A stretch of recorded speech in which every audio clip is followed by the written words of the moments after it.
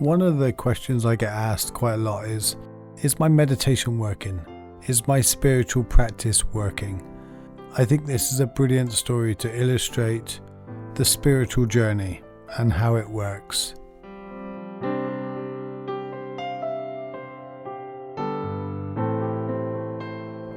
While Frog was in his garden, Toad came walking by.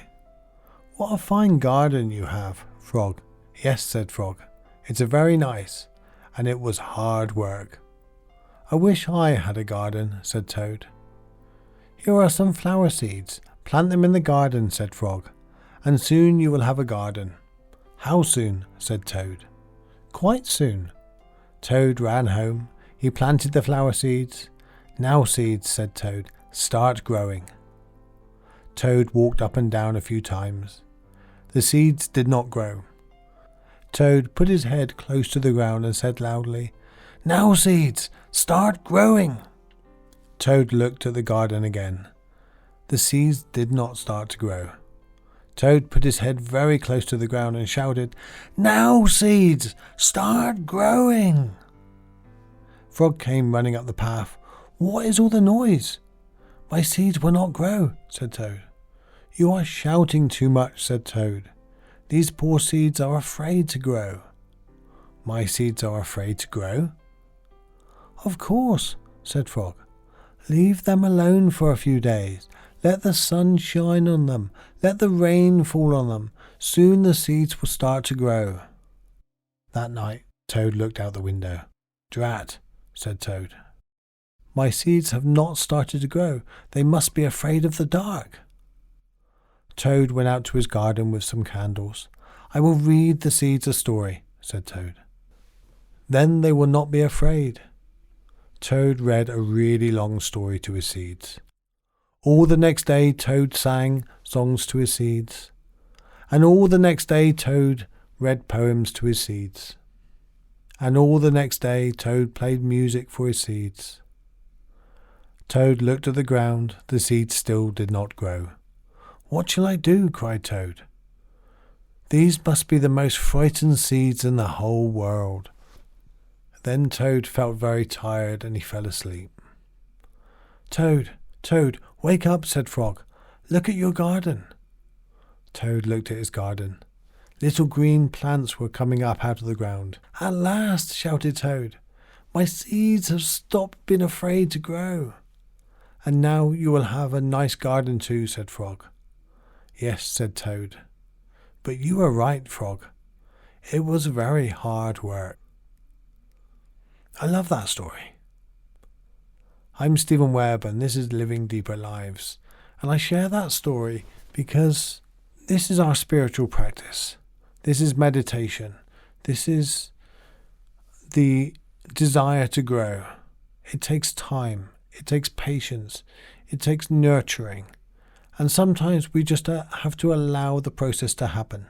The thing is with meditation, we sit down and we try to make it a good meditation. We try to stop thinking. We try to create the perfect inner peace. And that's not what meditation's about. Meditation's not about creating anything. It's about letting go and allowing things to be what they are. In this story, Toad was working so hard to get the seeds to grow because he had all the expectations that he wanted a garden right now. He was sitting in meditation and expecting it to work. He was sitting there wanting and longing and needing these seeds to grow to have this wonderful garden. In doing that, he was suffering. Meanwhile, he had no idea the seeds weren't frightened. The seeds were doing what they have to do. Patience, they take time. Anything like this, anything worthwhile takes time to grow. You know, anybody that has a brewery or anybody that's made beer at home knows these things. You know, some of the finest wines take longer. That's why we look at these things and it takes so many years. This is like a 1972 fine wine. There's a winery in France somewhere that they put all the grapes into a big vat, I think it's called, and they bury it in the ground. and it stays there for 20 years. Yeah, I have that right, 20 years. And then they dig it up, and then they bottle it and sell it. And I often think, I wonder how many employees never get to dig up the one that they plant, or the one they put under the ground. And it might seem like real bad business sense. Just imagine going to the bank and saying to them, I'm going to start a winery. And they go, okay, brilliant. Yes, I'm going to get my grapes together and I'm going to put them in a vat and I'm going to put them in the ground.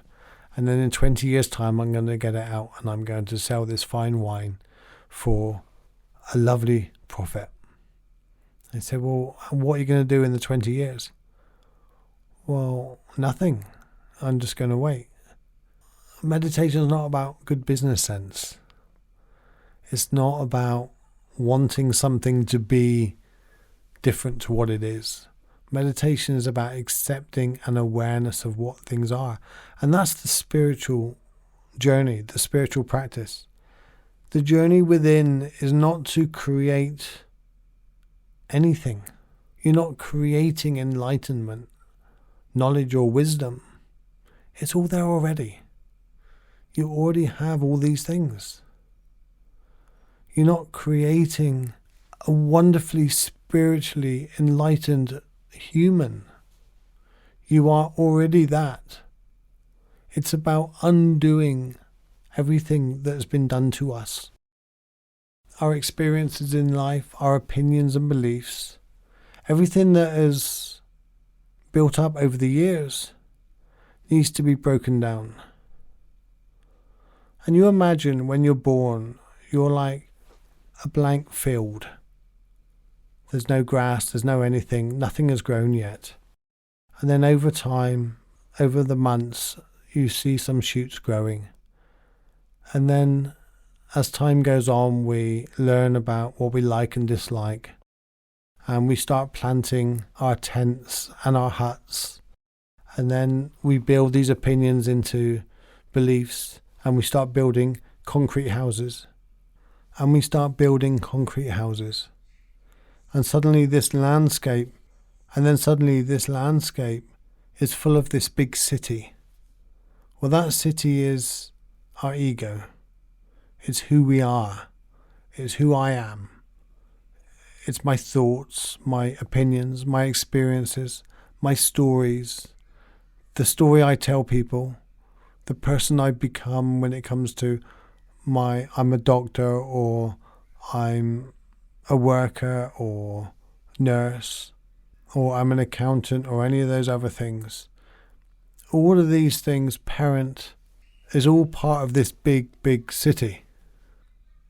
And while we're trying to protect that city from anybody else coming in and planting their city, we don't realize this city that we built in our minds, this neuro network, is really just a combination of everybody else's and our experiences. And meditation is about recognizing that this is just something we've built. And below that is a fertile wisdom, an experience that goes beyond our limits of our opinions and beliefs. And there's a freedom, and there's the unconditional love, there's the acceptance below all of this that we create in our minds. And this is where the attachment comes in. When we become attached to our city, when we become attached to our beliefs and opinions and all these neural networks, we get offended if someone disagrees with them. I disagree with that building you put there, which really is I disagree with that thought or opinion. And the problem is, the more we get reinforced, the more we go down these data mining or conspiracies or thoughts and opinions, religions. Take Facebook at the moment. If you put a post on Facebook and you get likes and loves, we get these little endorphin hits. These endorphin hits happen whether or not we have a great orgasm in sex or whether we have a little like on Facebook. They're just a different degree of it. And we are addicted to these little feel-good factors. We're addicted to feeling better in the moment. And feeling better in the moment gives us these little endorphins, these little endorphin pills. So whenever we find someone that agrees with our opinion, we reinforce all these thoughts. And the spiritual journey is about slowly breaking these down and going, well, okay, I'm aware of these endorphin pills. I'm aware of my thoughts and beliefs. I'm aware they could be right and they could be wrong and they're only mine. And we lose that attachment to them. But it takes time. And it takes nurturing and allowing to grow. This is what this story is about with the toad and the frog. Instead of trying to force something to happen, instead of trying to force letting go, if you try to, I need to let go of this. If I give you a thought of a pink flying elephant and I tell you to let go of it by reminding you of it every day. If I phoned you every morning and said, have you let go of that pink flying elephant yet? And you're going to go, well, no, because you just reminded me again. So the cycle continues. So forcing ourselves to let go, or forcing the seed to grow, forcing these things that we're not really in control of, just adds more suffering and angst to our lives instead of just allowing things to be what they are. If Toad went about his life and just enjoyed the fact that he's going to have a wonderful garden, it's going to happen anyway. No amount of singing and dancing, no amount of screaming and shouting is going to force these things to happen. How do you know your meditation is working? How do you know your spiritual journey is working? Ken Wilber answered this beautifully when a woman stood up and says, how do I know my practice is working? And he first of all joked about, he said, well, first of all, you'll be spending more and more time alone. And if you're single now, if you struggled finding a date before, you will find it nearly impossible now, because we find it harder to get along with people that are not working in the same way as we are, in the same direction on the spiritual journey. It's very lonely, and you might feel more alone. But he said, more importantly, you'll feel things deeply, but you'll suffer less. So you will feel the pain of others, you'll feel the pain of the world, but you won't carry the weight of the world. And this is what's really important about meditation. It's about suffering less. And we don't get rid of the suffering by getting rid of the feeling. We get rid of the suffering by recognizing the feeling and being able to do something with it. So as you see, Toad is suffering because he wants to get something from it. The spiritual journey fundamentally leads to less suffering. But if we sit down to get less suffering, we will be suffering because we're longing to remove the suffering. And if you're longing to remove something, you have to pay attention to it. And it's about our motives. And there's a wonderful quote by David Hawkins. Spiritual development is not an accomplishment, but a way of life. It is an orientation that brings its own rewards. And what is important is the direction of one's motives. So really, if you can drop the motives, if you can drop the need for the seeds to grow, then imagine if Toad just put the seeds in the ground and wasn't bothered whether they grew or not. Perfectly happy with whatever come. I've got 10 seeds. If none of them grow, it's absolutely fine. If all of them grow, it's absolutely fine. How does that feel? Feels so much better, right? Instead of going and getting seeds and planting 10 and expecting 10 of a certain colour. That's what we do. We sit down to meditation and expect something from it. So let's not expect something from our time at the moment. Let's not have a motive behind everything. Just allow things to be what they are when we sit. Just sit and take time out. I'm Steven Webb, and you can head over to my website to download 5 simple practices for inner peace. The website is steven.gift, just to make it really easy. All you need to do is either look in the show notes below or go to the URL and type steven.gift spelt with a V. That would be amazing. And thank you for listening to the podcast. Thank you for spending time with me today.